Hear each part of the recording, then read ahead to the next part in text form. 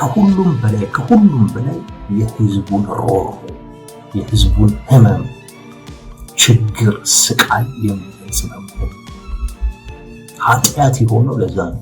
በእርግጠኝነት ነው እምላችሁ እነዚህ ሰዎች የታሰሩት ከቴዲ አፍሮ ሙዚቃ ጋር በተያያዘ ነው።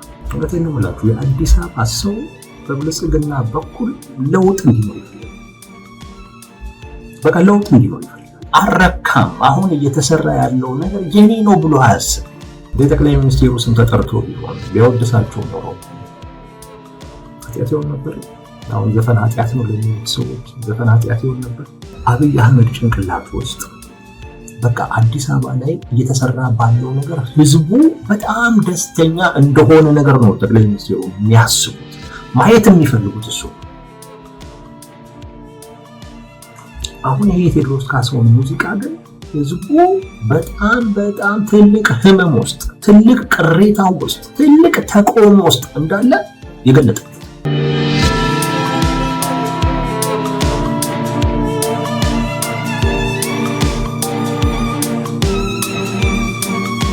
ሰባተኛውን ሀገራዊ ምርጫ ለመበጥበጥ ሀገር ውስጥ ካሉ ጫካ ውስጥ ካሉ ታጣቂዎች ጋር ግንኙነት አድርገው ከሀገር ውስጥም የተወሰኑት ከአልሸባብ ከአይኤስ ጋር ግንኙነት አድርገው ስልጠና ወስደው ሎጂስቲክ ከዛ ተቀብለው ተልእኮ ተቀብለው አዲስ አበባ ላይ የሽብር ተግባር ለመፈጸም ሲንቀሳቀሱ ያስኳቸው አለ ወደ 130 ምናምን ሰዎች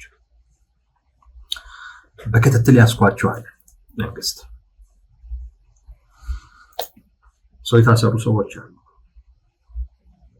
እኔ መንግስት በሚለው አይነት መልኩ ያሰራቸው የሚለውን አልቀበልም። ብልጽግና ከአንዴም ሁለቴ እንዳሰረው ሰው እና ምን የማይገናኝ ክስ እንደፈጠረብኝ አይነት ሰው ጣቢያ ላይ ወይንም እስር ቤት ውስጥ የሚፈጠረውን ነገር ወይም የሚሰራውን ነገር እንደሚያውቅ ሰው በእርግጠኝነት ነው እምላችሁ እነዚህ ሰዎች የታሰሩት ከቴዲ አፍሮ ሙዚቃ ጋር በተያያዘ ነው እንጂ መንግስት እንደሚለው ለሽብር ተግባር ሲንቀሳቀሱ ያስኳቸው ብሎ አይደለም። እኔ ከአንዴም ሁለት ጊዜ ብልጽግና አስሮኛል። ሁለቱም ክስ የፈጠራ ክስ ነው። ሁለቱም የፈጠራ ክስ ነው እምላችሁ። ለዛ የሚያበቃ ምንም አይነት መሰረት እንኳን የሚሆን ነገር ስለሌለው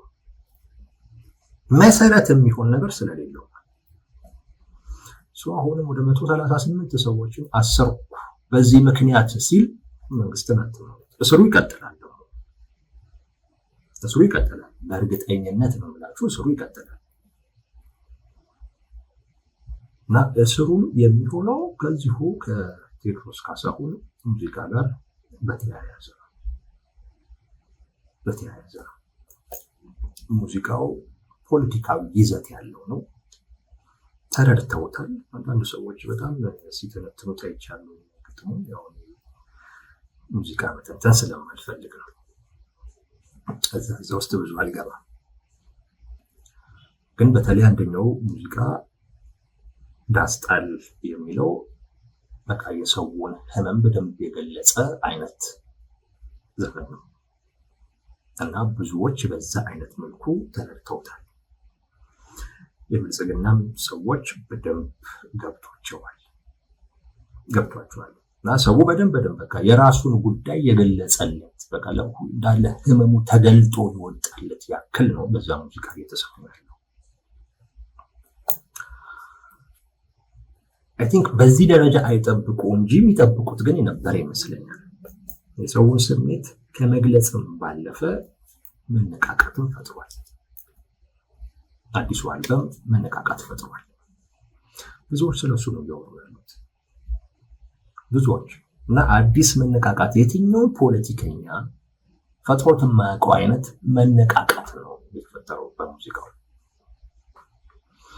ይሄ እንደውም ፖለቲከኞች በደንብ ቢወስዱት ጥሩ ይመስለኛል። አንድ አርቲስት አንድ ሙዚቀኛ በዚህ መጠን ማነቃነቅ ችሎ እነሱ ግን የዚህን ሩብ እንኳን ያክል ማንቀሳቀስ አለመቻላቸው እውነቴን ነው የምላችሁ በደንብ ፊል ሊያደርጉት ይገባል። በደንብ ሊሰማቸው ይገባል። እኛ ጋር ያለው ድክመት ምንድነው? እሱን በደንብ መፈተሽ ያስፈልጋል። ኤኒዌይስ የቴዎድሮስ ካሳሁን ወይንም የቴዲ አፍሮ ሙዚቃ በጣም ትልቅ መነቃቃትን ፈጥሯል። አሁን መንግስት ወጣቶችን ሽብር በሚል ስም እያሰረ ያለው በእርግጠኝነት ከዛ ጋር እየተያያዘ ነው። በስሩ የተፈጠረውን መነቃቃት ለማጥፋት ነው። ሌላ ለምንም አይደለም፣ ለማጥፋት ነው። ይህ መንግስት በጣም ነው የሚፈራው። ከዚህ ቀደም ነግሬያችኋለሁ። በተለይ የአዲስ አበባ ሰው እንደ ሌሎች አካባቢ ሰዎች አይደለም። አዲስ አበባ ላይ ከበፊትም ካያችሁት የአዲስ አበባ ሰው ተቃውሞን የሚገልጸው በምልክቶች፣ በዜማ፣ በምናምን አይነት መልክ ነው። ማለት አዲስ አበባ ላይ አይመችም። የተለያየ የማይተዋወቁ ሰዎች የሚኖሩበት ነው። ከኢህአዴግ ጊዜ ጀምሮ ነባር የሆኑ ሰፈሮችን በተለይ ከ97 ጀምሮ ነባር የሆኑ ሰፈሮችን በትነዋቸዋል። ይሄ የሚተዋወቀውን የሚተማመነውን የህብረተሰብ ክፍል በትነውታል እና የሄደበት አካባቢ ላይ አይተዋወቅም። በቃ አንድ ላይ ይኖራል እንጂ ይሄ ትስስር ያለው ጠንካራ የሆነ ትስስር ያለው ነው። ነባር ሰፈር ሆነ ያደጉበት ጨርቆስ ፈርሶ የኛ ቤተሰብ ወደ ሌላ አካባቢ ነው ሄደው እና ያ አካባቢ ሰፈሬ አይመስለኝም። እውነቴን ነው የምላችሁ፣ ሰፈሬ አይመስለኝም። አንዳንዴ በህልሜ ራሱ እንኳን ልጅነቴ ሲታየኝ ጨርቆስ ነው የሚመጣብኝ። ጨርቆስ ውስጥ የነበረው የፈረሰው ቤታችን ነው የሚመጣው እና አብዛኛው ሰው እንደዛ በቃ ያኛው ሰፈሬ የሚመስለኝ ትውስታዬ ምን ሁሉ እዛ ጨርቆስ ያለው ጨርቆስ ላይ ከልጅነቱ ጀምሮ የሚተዋወቅ አብሮ የኖረ በብዙ ጉዳዮች የተሳሰረ የህብረተሰብ ክፍል እና ይተማመናል እና በጋራ መቆምም የሆነ አይነት ነገር ያዳብራል በዚህ ሂደት ውስጥ እና ከ97 ጀምሮ አሁን ድረስ ነባር ሰፈሮች በተለያየ በልማት ስም እየፈረሱ ሰዎች ተበታትነዋል። አሁን ያ የተበታተነ ሰው ባይተዋር ነው የሄደበት አካባቢ ባይተዋር ነው። ሁሉም በሩን ዘግቶ ምናምን ነገር ነው ብዙም አይተዋወቅ። ምናልባት ቀጣዩ ትውልድ እዛው ሰፈር ውስጥ እንግዲህ ሲያድግ ምን ሲል ያንን አይነት ትስስር ይፈጥር ይሆን እንግዲህ የምናየው ነው። በዛ ምክንያት ሰብሰብ ብሎ ተቃውሞን በአንድ ላይ የመግለጽ እንትን የለው አጥፍተውበታል። ነገር ግን በምልክቶች በተለይ ደግሞ የቴዎድሮስ ካሳሁን ሙዚቃ በቃ ቅሬታውን ለመግለጽ ይጠቀምበታል። አሁን ይሄ ዳስጣል የተባለውን ሙዚቃ በቃ እንደዛ ነው። ልክ በ97 ላይ በ17 መርፌ የሚለው ሙዚቃ አይነት ማለት ነው። ያ ሙዚቃ ሲከፈት ለማን እንደተዘፈነ ይታወቃል። ለማን እንደተዘፈነ እዚህ ባለስልጣናትም ይገባቸዋል።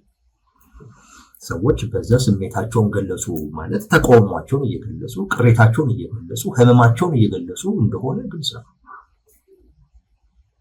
ነው። ብልጽግና ደግሞ አንደኛም ፈሪም ነው፣ ሁለተኛ አዲስ አበባ ላይ የሚገርም ለውጥ አምጥቻለሁ ባይ ነው። ምን መሰላችሁ የሚያስቡት? ጠቅላይ ሚኒስትሩ አብይ አህመድ ጭንቅላት ውስጥ በቃ አዲስ አበባ ላይ እየተሰራ ባለው ነገር ህዝቡ በጣም ደስተኛ እንደሆነ ነገር ነው ጠቅላይ ሚኒስትሩ የሚያስቡት፣ ማየት የሚፈልጉት እሱ ነው። አሁን ይሄ የቴዎድሮስ ካሳሁን ሙዚቃ ግን ህዝቡ በጣም ትልቅ ህመም ውስጥ፣ ትልቅ ቅሬታ ውስጥ፣ ትልቅ ተቃውሞ ውስጥ እንዳለ የገለጠበት እና ህመሙን ብቻ አይደለም የገለጸው፣ እንደገናም ተነቃቅቷል ሁሉ የሆነ አይነት ለውጥ ለማምጣትም ተነቃቅቷል። ይህንስ ደግሞ ቁጥጥር የለው፣ ፍርሃት አለው። ከዛ ወዲህ ጠቅላይ ሚኒስትሩ ማየት መስማት የሚፈልጉት ነገር አለ። እንዴት እንደሚያማቸው መገመት ትችላላችሁ።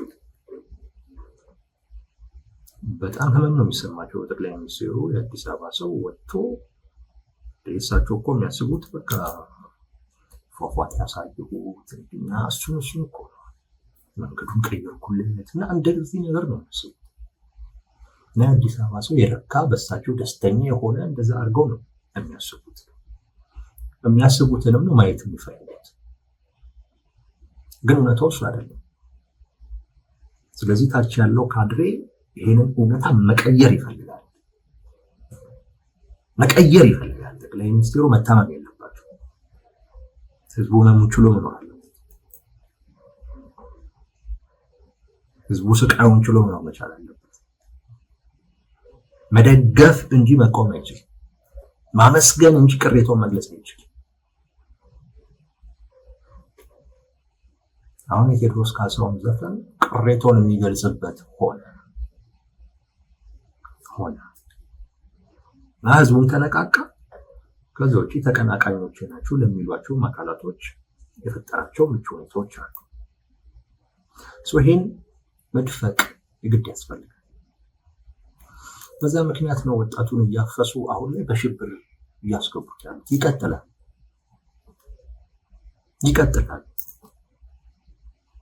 እንጂ ብልጽግና በሽብር ነው በትክክልም እንዲያደርጉት እሱን ተውት። ይሄ የምናውቀው ነው፣ ያለፍንበት ነው። ከአንዴ ሁለት ጊዜ ያለፍንበት ነው። ተውት። በብልጽግና ጊዜ በኢህአዴግ ጊዜም ተመሳሳይ ነው። ክስ እዛ ነው የሚፈጠረው። አሁን እነዚህ ሰዎች የታሰሩት ሰዎች ማስፈራሪያ ናቸው። አሁን የተፈጠረውን መነቃቃት የተፈጠረውን የስሜት ከፍ ማለት ዝቅ ለማድረግ ሲባል የሚወሰድ እርምጃ ነው።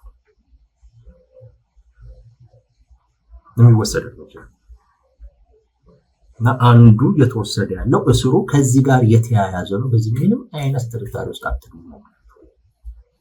መንግስት እንደሚለው ሽብር አልሸባብ አይኤስአይኤስ ምናምን ነገር የተለያዩ ከተሞች ላይ ሽብር ሊፈጥር ምናምን ነገር የሚሉት አስተማማኝ እንትን ያለን አይደል እንደ ሲባል ነበር።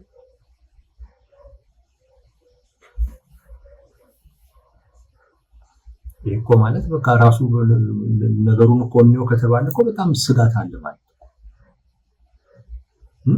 ትግራይ ክልል ላይ ቁጥጥር የሌለው መንግስት፣ አማራ ክልል ላይ ግማሽ በግማሽ ቁጥጥር የሌለው መንግስት፣ ኦሮሚያ ክልል ላይ እንደዚሁ ቁጥጥር የሌለው መንግስት፣ ብዙ አካባቢዎች ላይ ታጣቂዎች እንደፈለጉ የሚሆኑበት ሀገር፣ ሰዎች የሚታገቱበት ምን የሚሉበት ሀገር ላይ አዲስ አበባ ላይ እንደዚህ የማድረግ ፍላጎት ያላቸውን አካላቶች ይሄ መንግስት ይይዛል ይቆጣጠራል ብላ አታስብ። በሱ ላይ እምነትን አጥል እንደዛ አጥል። በእርግጠኝነት ከተፈጠረው መነቃቃት ጋር ተያይዞ ያንን መነቃቃት ዝቅ ለማድረግ እየተወሰደ ያለ እርምጃ ነው። የኃይል እርምጃ፣ የማፈን እርምጃ ነው።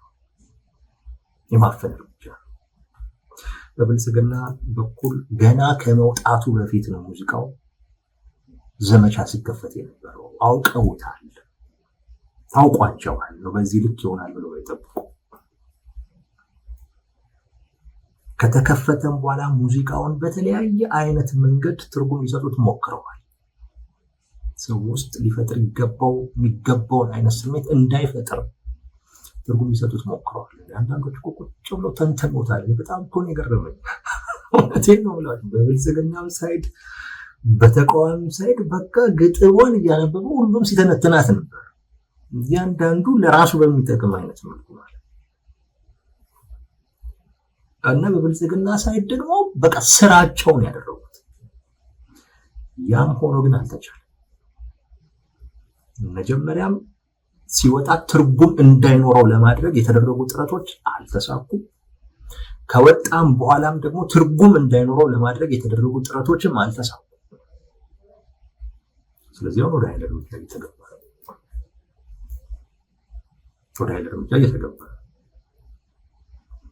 አሁን በተለያየ አይነት መንገድ የሚሰጓቸውን አካላቶች የሚያዙ ጫካ ካሉ ሰዎች ተልዕኮ ተቀብለው ከአልሸባብ ጋር ከምን ጋር እያሉ ያስራሉ ማለት ነው። በቃ ምርጫውን ሊበጠብጡ ምናምን ነገር በሚል ያስራሉ። በነገራችን ላይ የቴዎድሮስ ካሳሁንን ሙዚቃ ምርጫውን ለመበጥበጥ ሲባል የተለቀቀ ሙዚቃ ነው ብለው ነው የሚያስቡት። የቴዲ አፍሮ ሙዚቃ ምርጫ ሲደርስ ጠብቆ የሚያወጣው ለምንድን ነው ሲሉ ነበር። አብዛኛው የብልጽግና ሰው ምርጫ ጠብቆ የሚያወጣው ለምንድን ነው ሲሉ ነበር እና ምርጫውን ለመበጥበጥ ነው ብለው አስበዋል። አሁን ያንን ሙዚቃ ሲከፍት የሚሰማ ምናምን የሚታይ ሰው እንደዚሁ ምርጫውን ለመበጥበጥ ነው ብለው ለምንያዙ እሱን አያስሩትም። ምክንያቱም እሱን ማሰር ከፍ ያለ አይነት ነገር ይዞ ይመጣል። ኢዜማም ሙዚቃዎቹን እየተጠቀመ እንደሆነ ነው እየሰማ ያለው። እነሱንም መከልከል አይችሉም። ያ ማለት ግልጽ ያደርግባቸዋል። ችግራቸው ከሙዚቃው ጋር የተያያዙ እንደሆነ ይታወቅባቸዋል። ስለዚህ ምን ያደርጋሉ? ምንም የማያውቀውን ወጣት እየያዙ ሲሰማም የተገኘ ይሁን ወይ እንግዲህ ቲሸርት ኖሮም ከሆነ አላውቅም ወይም ስልኩ ላይ የተገኘበት ብቻ እሱን እየያዙ ያስራሉ። ከሽብር ጋር ያያይዙታል። ምርጫውን ሊበጠብጡ ሲሉ የሚል ምክንያት እየሰጡ እነሱም ያስራሉ ማለት ነው። ቴዲ አፍሮን ሊያስሩት አይችሉም። በተለይ አሁን ባለበት አይነት ሁኔታ ትንሽ ጊዜ መጠበቅ ይጠበቅባቸዋል። ኢዜማንም ሌሎች ተቋሚዎችንም ሊከለክሏቸው አይችሉም። ምክንያቱም መብታቸው ነው። እነሱን በዚህ ምክንያት ማሰር ማለት ሌላ ትንሽ ጉዳዩን ፖለቲሳይዝድ ነገር ይሆናል። ግን ችግር ሊፈጥር ይችላል ተብሎ የሚታሰበውን ወጣት አፍሰው አስረው ከሽብር ጋር ማገናኘት ተረበኛ በሙዚቃው አይደለም ለማለት ይበቃል ማለት ነው እና የሚጠበቅ ነበር። የማፈን እርምጃ ውስጥ ይገባል።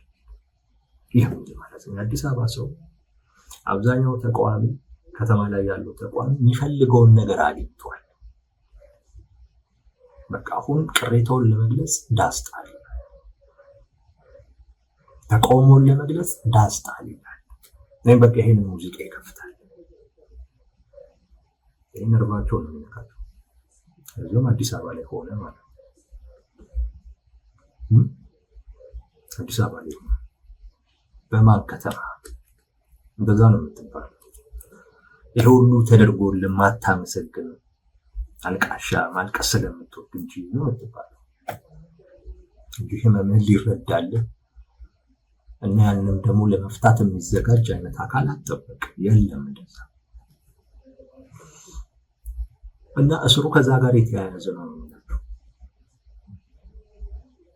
ቴዎድሮስ ካሳሁን የቴዲ አፍሮ ሙዚቃ ከፈጠረው መነቃቃት ጋር ተያይዞ ነው። አንዱ ይሄንን ያደርጋሉ ባለፈው እንደነገርኳችሁ። ሁለተኛው እያደረጉት ያለው ነገር መከፋፈል የከፋፈሉ ነው። ማህበረሰቡ በተለያዩ አይነት ማንነቶች በብሔር በሃይማኖት የከፋፈሉት። አሁን ዛሬ እንደሰሙት የተወሰኑ የኦሮሞ አርቲስቶች ምላሽ የሚመስል አይነት ነገር ደግሞ ዘፍነዋል ሲባል ሰምቻለሁ። እንደዛ ሰምቻለሁ። ዘፍነዋል ተብሎ እሱም ራሱን ችሎ አንድ መነጋገር የነበረ ጉዳይ ነው። ይሄም ሆን ተብሎ የሚደረግ ነው። ሌላ ምንም ምክንያት የለውም። ይሄ ማለት ያ ዘፈን የአማራ ሊሆን ነው። የቴዲ አፍሮ ዘፈን የአማራ ሊሆን ነው። እነዚህ የኦሮሞ አርቲስቶቹ ደግሞ ያው የቴዲ አፍሮ ዘፈን የኦሮሞን ሕዝብ አይወክልም አይነት ነገር ነው። ግን ያነጣጠረው የኦሮሞ ሕዝብ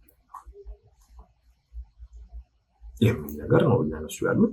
ሙዚቃውም ራሱ እንደዚሁ ፖለቲካዊ ይዘት ያለው ነው። ያቺ የነበረችው ኢትዮጵያ አትመለስም የሚል ነው። ያው ቴዲ አፍሮ ናፋቂ ነው የሚባለው፣ የድሮ ስርዓት ናፋቂ ነው የሚባለው። እሷ አትመለስም በድሮ በሬ ያረሰ የለም ምናምን የሚሉት ለዛ እሷ አትመለስም የሚል ነገር ነው እንግዲህ የተመላለሱ ያሉት ማለት ነው። ይሄ በብሔር የመከፋፈል ጉዳይ ነው። የሃይማኖት ክፍፍልም አለ። አንዳንዶች ዘፈን ኃጢአት ነው ወደሚል ነገር እየመጡ ነው ያሉት። ዘፈን ኃጢአት ነው ቴዲ አፍሮ ሲዘፍን አይደለም ይሄ ግን ኃጢአት ነው የሚባለው። ኃጢአት ነው የሚባለው ቴዲ አፍሮ አልበም ሲለቀቅ አይደለም። ዘፈን ኃጢአት ነው የሚባለው። እውነት ነው። ይሄንን ኃጢአት አይደለም የሚል ሃይማኖተኛ አታገኙም በጭራሽ ማለት ነው። ግን ኃጢአትነቱ የሚመጣውና ይሄ ስብከት የሚጀምረው ግን ቴዎድሮስ ካሳሁን አልበም ሲያወጣ አይደለም። እና ሙዚቃው ምናልባት አሁን ብልጽግናን የሚያወድስ ቢሆን አንዳንዶች ብልጽግና ሰዎች ኢትዮጵያ እኮ እየተሞሸረችም ነው ብለዋል ምናምን ነገር ይላሉ። እንደዛ አይነት ነገርስ ቢሆን ኖሮ እንደው ለብልጽግና የሚመች አይነት ነገርስ ቢሆን ጠቅላይ ሚኒስትሩ ስም ተጠርቶ ቢሆን ቢያወድሳቸው ኖሮ ኃጢአት ይሆን ነበር? አሁን ዘፈን ኃጢአት ነው ለሚሉት ሰዎች ዘፈን ኃጢአት ይሆን ነበር?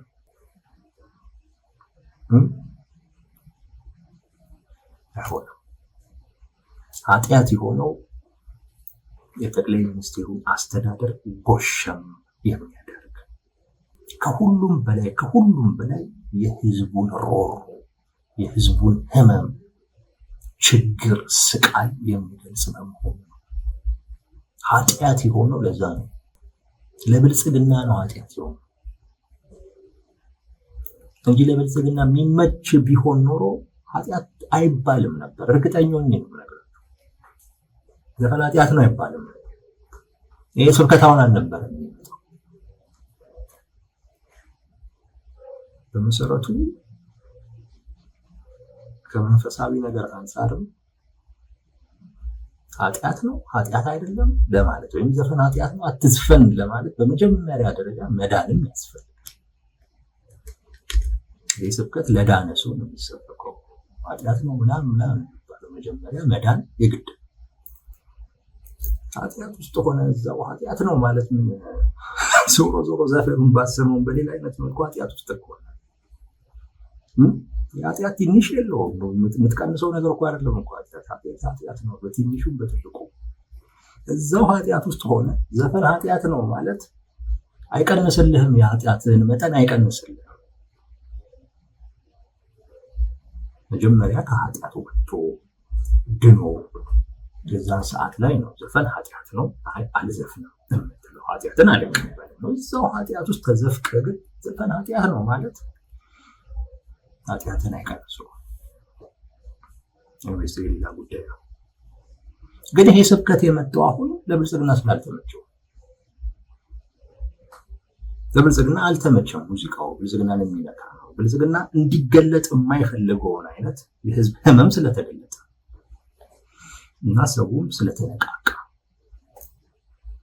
ሰውም ተቃውሞን ቅሬታውን መግለጽ የሚችልበት ምልክት ስንኝ ወይም አረፍተ ነገር ወይንም ቃል ስላገኘ ይሄን እንዲያገኝ አይፈልግም። አንገቱን ደፍቶ የሚሆነውን ነገር በሙሉ እየሆነበት እንዲኖር ነበር ፍላጎቱ። ከዛ በተቃራኒ ስለሆነ ያን ፍላጎታቸውን ያበላሸ ወይም ያኮላሸ አይነት ሙዚቃ ስለሆነ ነው ወደ መከፋፈል የገቡት። እንደገና ወደ ኃይል እርምጃ እየተገባ ያለው። አዲስ አበባ ላይ አመጽ ይፈራሉ፣ ይኖራል ብሎ ይጠብቃሉ። አቅማቸው ደግሞ የታየ ነው፣ ደካማ ነው። እንደሚሉት አይደለም። ደካማ አቅም ያለው አካል ነገሩ እንዳይፈጸም ማድረግ የሚችላቸውን የኃይል እርምጃዎች በሙሉ አስቀድሞ ይወስዳል። ከተፈጸመ በኋላ መቆጣጠር አስቸጋሪ ነው።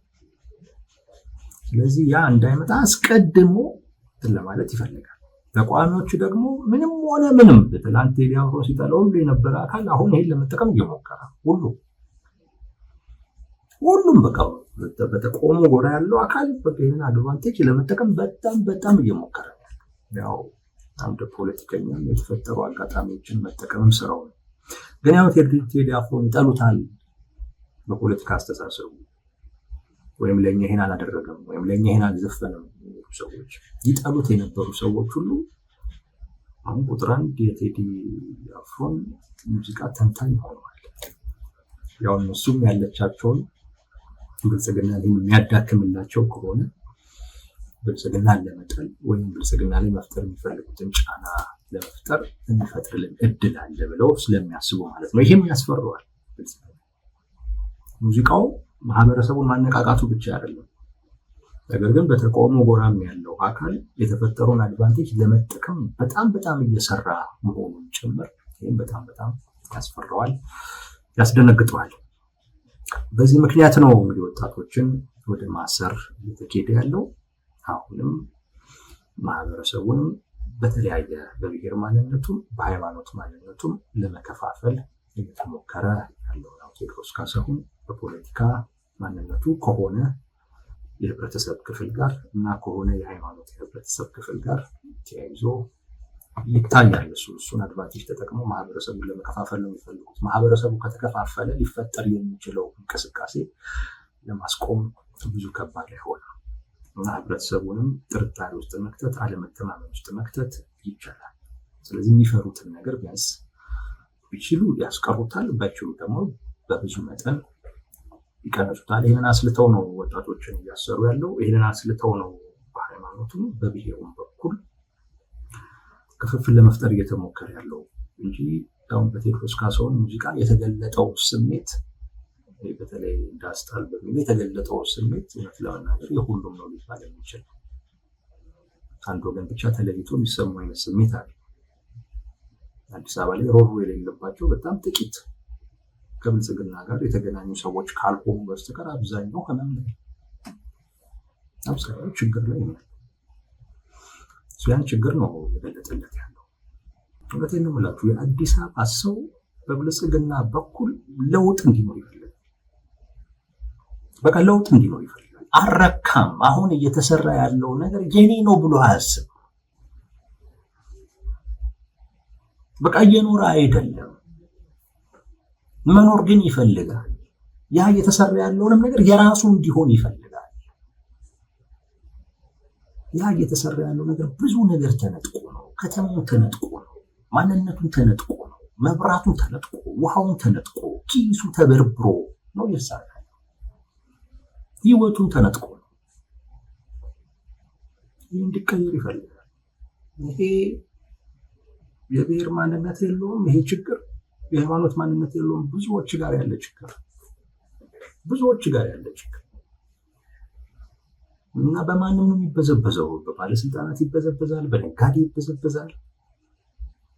ይህን ህመሙ የተገለጠለት በሙዚቃው። ሰው ሙዚቃውን ሲሰማ በቃ ይሄ ህመሙ ነው ትዝ የሚለው፣ ሌላ ነገር የለም። መፍትሄው ችግሩን መፍታት ነው። ከዛ ውጭ ያለው አማራጭ ግን አስፈሪውን ጊዜ ያቀርበው ካልሆነ በስተቀር አያርቀውም። የሆነ ወደ